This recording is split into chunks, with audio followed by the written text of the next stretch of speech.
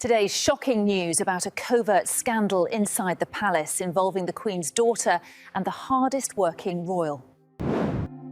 A fiery confrontation has officially erupted at the very heart of Windsor Castle after Laura Lopes, Queen Camilla's daughter from her previous marriage, publicly directed insulting remarks straight at Princess Anne. At an event honoring the historic milestone of King Charles III's sister's service, Laura bluntly dismissed the value of those members who have shouldered royal duties for decades. The incident was not merely an impulsive outburst. It inadvertently tore through the veil of patience Princess Anne and Prince William had maintained for so long. Behind those arrogant words lay a chain of covert ambitions concealed with calculated precision. Camilla's whispered conversations behind half-closed doors had planted a contempt for royal rules, eventually taking shape as a plot that outlined a humiliating scenario designed to force Princess Anne into a disgraceful retreat. Faced with explosive audio evidence and the naked truth being dragged into the light, how will King Charles III respond to protect the dignity of the palace, and what costly ending awaits the ambitions of Camilla and her daughter? According to palace insiders, the atmosphere at the reception at Windsor Castle was initially both dignified and warm. This was a special event organized to honor an immensely meaningful milestone. Princess Anne, the younger sister of King Charles III, had officially surpassed more than 20,000 royal engagements over the many years of her steadfast service. Numerous distinguished guests, officials, and family members were present to recognize her enduring contributions. However, according to observers, this celebration was quickly overshadowed by an unscripted ripple of conflict. More specifically, according to information leaked from behind the scenes, Laura Lopes, Queen Camilla's daughter, from her previous marriage, unexpectedly made a series of shocking remarks in full view of countless guests in attendance. Disregarding the atmosphere of tribute surrounding Princess Anne, Laura bluntly declared that the royal institution could not continue relying on people with outdated thinking like Anne if it wished to survive and develop in the modern era. Her direct statement immediately left those around her stunned and bewildered. She did not stop there. Behind-the-scenes reports indicate that Laura went on to publicly imply that only the generation of Prince William and Princess Catherine truly represented the royal family's core future. She argued that members of the older generation, such as Princess Anne, should voluntarily step into the background and make room for younger figures, rather than continuing to appear so frequently and being glorified by the media as the sole symbols of royal duty. At precisely that tense moment, according to palace sources, both Prince William and Princess Anne happened to walk past and heard every single word Laura said. Recognizing the danger that the ceremony could collapse completely in front of the assembled guests, Prince William immediately stepped forward to intervene and urged Princess Anne to try to remain calm in order to preserve the stability of the event. However, in the face of such open and brazen contempt for her contributions, Princess Anne chose not to stay. She immediately turned her back and left the reception room, her face showing the height of fury. Her decisive departure and visibly tense demeanor quickly made every guest present realize that an extraordinarily serious internal conflict had officially erupted at the very center of Windsor Castle. Once the ceremony comes to an end, how will Princess Anne and Prince William confront this conflict, and what suspicions surrounding the orchestration of Camilla and her daughter will gradually come to light? According to sources among the palace's internal observers, immediately after the reception at Windsor Castle came to an end beneath a suffocating atmosphere, Princess Anne and Prince William moved at once to a secluded office for an urgent private meeting. This private space quickly became the place where two core members of the royal family openly dissected and discussed the incident that had just erupted in front of hundreds of guests. Casting aside the composure she usually maintained in public, Princess Anne bitterly admitted to her nephew the harsh reality that had persisted for so long. She said with unmistakable bitterness, "William, you and I both know perfectly well that this is by no means the first time Camilla's children from her previous marriage have shown disregard for my role and my contributions to the royal family. That contempt has existed for a long time, repeated again and again through countless gestures and indirect remarks. And yet until now, I have always chosen silence, deliberately exercised patience, and let everything pass for one sole purpose, preserving peace and harmony for the entire family. Listening to his aunt's bitter confession, Prince William's expression grew stern. The Prince of Wales began piecing together the full chain of events that had unfolded over time. In William's mind, a series of earlier proposals from Queen Camilla resurfaced one after another. According to internal reports, they formed a sequence of requests aimed at expanding the presence, increasing the authority, and strengthening the influence of her own family within official royal activities proposals that had repeatedly been rejected because they did not conform to the palace's long-standing rules and traditions. As he connected these facts, Prince William began to develop profound suspicions. The prince concluded that Laura Lopes's arrogant and impulsive remarks at the recent ceremony of tribute were by no means merely the thoughtless outburst of one individual. On the contrary, William believed this could very well be the tip of an iceberg, a move within a plan that had been carefully and systematically calculated in advance. During the private conversation, Prince William candidly laid out his perspective to Princess Anne. Aunt Anne, I believe what Laura just said was neither an accidental outburst nor a momentary mistake. If we closely examine the pattern of behavior up to this point, we can clearly see that this is the visible surface of a plan that was calculated long ago. The fact that Laura dared to publicly belittle you and criticize your way of thinking at the very ceremony organized to honor your milestone of 20,000 engagements shows that she was not acting alone in a fit of impulse. Prince William continued his voice, conveying resolve and deep concern over the internal situation. Someone in Laura's position as a stepdaughter, without solid backing or the confidence that she possessed a sufficiently powerful standing within the palace, would certainly never dare make such outrageous remarks in front of so many high-ranking guests. She believes her family's current position is strong enough to shield her from every negative consequence following this insulting statement. That excessive confidence could only have come from calculations and support operating behind the scenes. Princess Anne listened intently to every word of her nephew's analysis. William's sharp assessments only strengthened the suspicions she had already been harboring. The incident was no longer limited to a personally disrespectful remark. It had officially transformed into a confrontation over status and influence within the palace. Both understood clearly that unless the origin of this behavior was brought to light, the stability and order of duty within the royal family would continue to face a serious threat in the future.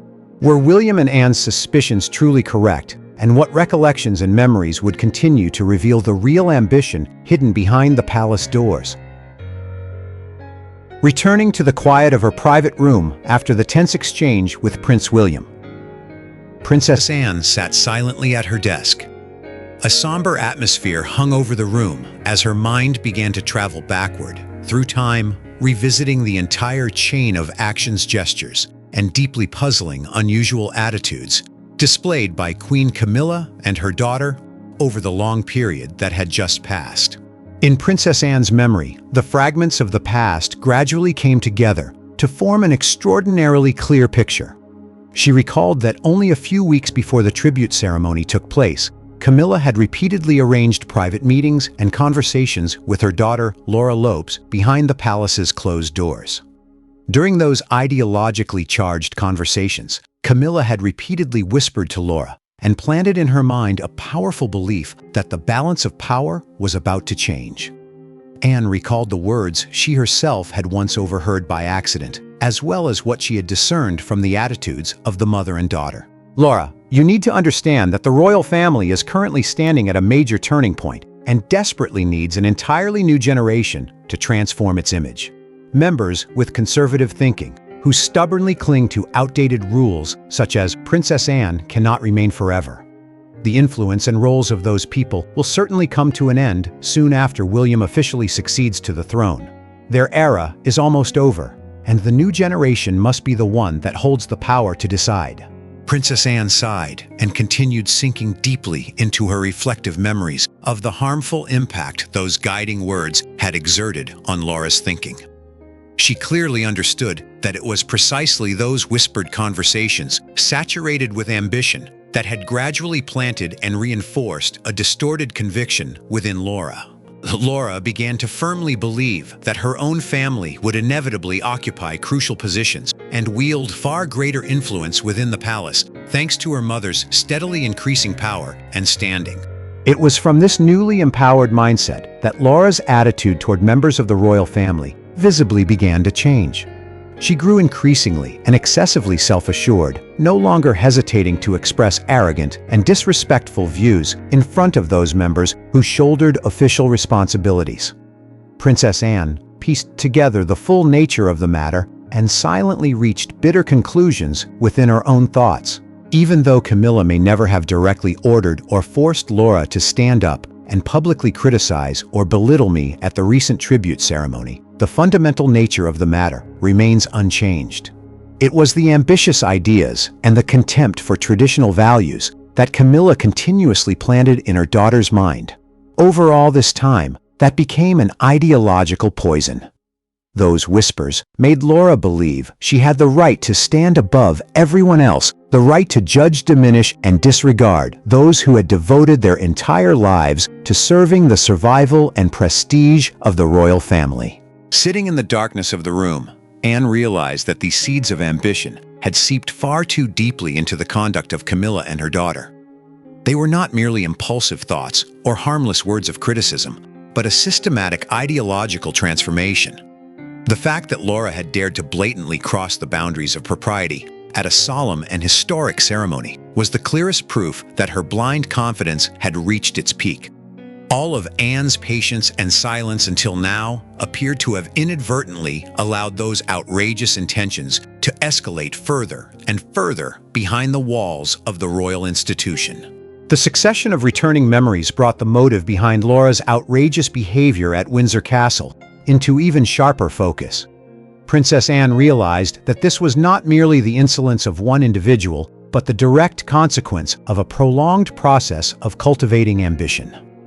The undercurrents were no longer vague suspicions. Their true nature had now been exposed as an ideology seeking to overthrow the long-established values of duty behind the palace walls. With these hidden ambitions now exposed, how will Princess Anne and Prince William gather concrete evidence to bring this truth into the light before the entire palace? Recognizing the gravity of the conflict that had just erupted, Princess Anne swiftly convened a discreet private meeting, bringing together her closest advisors and a select group of long-serving trusted palace staff. The meeting was called to dissect the entire incident, uncover the true source behind Laura Lopes' remark, and formulate the most effective possible response. Opening the meeting, Princess Anne addressed all the advisors and attendants present in a stern voice. Every person seated here has stood beside me in the palace for decades. What happened at Windsor Castle was not merely an impulsive remark. We need to face the truth and reassess the full pattern of attitudes, gestures, and boundary-crossing behavior displayed by Camilla and her daughter over the years so that we may see the situation in its entirety. Immediately after Princess Anne finished speaking, the advisors began voicing their assessments. They pointed out that the arrogance and disregard for long-established palace rules shown by Queen Camilla and her daughter had in fact been quietly present and steadily building for a very long time. To substantiate this conclusion, the advisors and household staff began meticulously reviewing minutes from previous family meetings along with photographs and footage from past public events in order to compile a complete body of evidence. The head advisor rose and presented a detailed account of the first precedent that had once caused considerable outrage behind palace walls. Your Royal Highness, if we look back at the events surrounding the coronation, we can clearly see the seeds of this insolence. During that momentous occasion, Laura Lopes repeatedly made unreasonable demands concerning her seating position and her priority for appearing on the balcony of Buckingham Palace. She insisted on receiving treatment equal to that of official working members of the royal family, completely ignoring and openly defying the solemn protocols that have governed the palace for centuries. Immediately afterward, a communications advisor continued recalling the second serious precedent, which had taken place at the garden party. And it did not stop there. At the garden party, Camilla and her daughter took it upon themselves to interfere with a schedule that had been meticulously arranged in advance. They openly behaved in an overbearing manner, showing contempt for the long-serving courtiers attached to Princess Anne's office. In the end, they went so far as to make the outrageous demand that Your Royal Highness's appearance time and media coverage be reduced, with the intention of surrendering the entire press spotlight to Queen Camilla's private family. As she listened to the advisors repeatedly unearth these arrogant acts from the past, Princess Anne nodded, her expression contemplative, yet unyieldingly severe. Everything you have just recalled is entirely consistent with what I myself have been forced to witness and patiently overlook. Our silence all this time was intended to preserve harmony within the family, but it has inadvertently led them to believe that every rule of the palace can be bent for their personal benefit. Just as the atmosphere inside the meeting room was becoming unbearably tense and heated, the door suddenly opened. A palace security officer was escorted inside, carrying an extremely urgent message. Approaching the conference table, the officer presented a small recording device and reported that he had just obtained an important audio recording of Camilla and Laura speaking behind a partially closed door somewhere inside the palace. Without a second's hesitation, Princess Anne ordered the device to be connected, and the recording played before everyone in the room. A burst of static crackled through the air, followed by the distinct cold voices of Camilla and Laura, as they discussed and outlined a detailed scheme designed to humiliate Princess Anne. In the recording, the mother and daughter agreed on a plan to deliberately leak damaging information to the press, launching smear campaigns intended to inflict severe harm on her reputation and create enough public pressure to force Princess Anne into the humiliating position of voluntarily withdrawing from all royal events and duties. The recording ended, leaving the entire room submerged in a suffocating silence. The brutal truth and the darkness of their ambition had been laid bare in the most naked and undeniable way. Princess Anne stood frozen, her hands clenched tightly. The fury that had been building inside her for so long, fueled by this betrayal and vicious conspiracy, finally erupted, reaching a peak more intense than ever before. Once this sinister plot is leaked to the outside world, what tactics will Queen Camilla use to conceal it and soothe the fury of King Charles, now poised to explode? According to behind-the-scenes sources, the atmosphere inside the palace quickly shifted into a state of alarm after the full contents of Princess Anne's secret meeting were unfortunately leaked to the outside world. As soon as she learned the shocking news that evidence was being gathered, Queen Camilla was thrown into a panic. Realizing that the looming crisis could destroy her entire position, she immediately summoned her daughter, Laura Lopes, to issue urgent damage control instructions. During this private meeting, convened purely as a defensive maneuver, Camilla sternly ordered Laura, "Laura, listen to me. The situation is spiraling out of control. You must immediately speak out, contain the damage, and clarify everything to everyone. Insist that what you said at the recent ceremony at Windsor Castle was nothing more than an innocent joke, an insignificant misunderstanding caused by people taking your words out of context. Under no circumstances, and I mean absolutely under no circumstances, are you to mention or reveal any details about the private conversations the two of us have had in the past. If anyone asks, you must maintain that position and act as though no plan ever existed." Recognizing that silencing Laura alone would not be enough, Camilla decided that she had to make a bolder move, one designed to strike first and shut down every accusation before responsibility could be placed on her shoulders. She took the initiative and went directly to see King Charles III in the monarch's private office before Princess Anne had the chance to report the matter. Entering the office with a deliberately fabricated expression of distress in an attempt to secure sympathy and forgiveness, Camilla gently began explaining herself to King Charles. "Your Majesty, I have come because there has been a deeply unfortunate misunderstanding involving Laura, and I believe I need to clarify it personally with Your Majesty before public opinion becomes distorted by false speculation."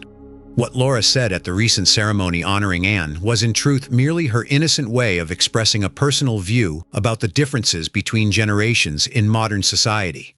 She had absolutely no intention or motive to insult Princess Anne or diminish the immense contributions she has made to the royal family.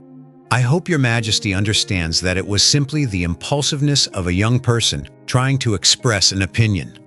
Please do not allow it to trouble you too greatly." However, every calculation Camilla had made, along with her entire effort to strike first, had already fallen one step behind. Just as she finished her explanation, the door to King Charles's office suddenly opened. Princess Anne and her closest advisors entered with unwavering determination. Anne's steely bearing and unexpected arrival instantly froze the atmosphere inside the monarch's office with tension.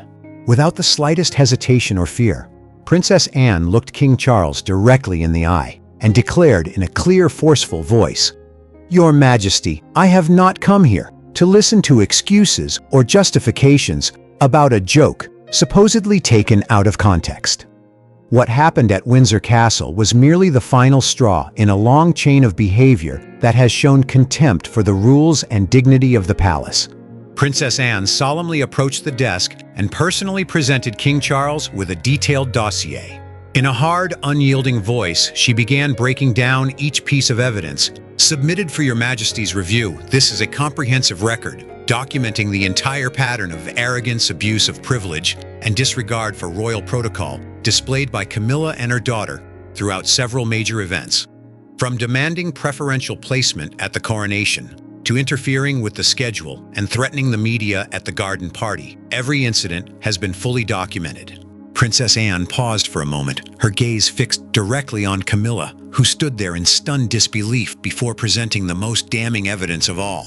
"And most seriously of all, Your Majesty, we have obtained evidence that cannot be denied. This is a direct audio recording of Camilla and Laura discussing their plans behind a palace door. The recording contains their entire scheme to construct a scenario intended to humiliate me, then deliberately leak information to the media in order to damage my reputation and force me into the disgrace of withdrawing from royal duties. This is not a misunderstanding. It is a calculated conspiracy to bring me down." Princess Anne immediately activated the device and played the recording of the humiliation plot in front of King Charles and Camilla. The voices on the tape rang out with perfect clarity, exposing every vicious word of their discussion in all its naked ugliness. Camilla stood frozen, her face drained of color, unable to offer a single word of damage control in the face of such devastating evidence and the undeniable truth now laid bare before the king. Confronted with this brutal truth and irrefutable evidence, what punishment will King Charles impose on Camilla and Laura during the emergency meeting at Buckingham Palace? Recognizing the shocking scale and exceptionally serious nature of the evidence that had just been revealed, King Charles III was consumed by intense anger and disappointment. The king immediately ordered an emergency top-secret meeting to be convened at Buckingham Palace.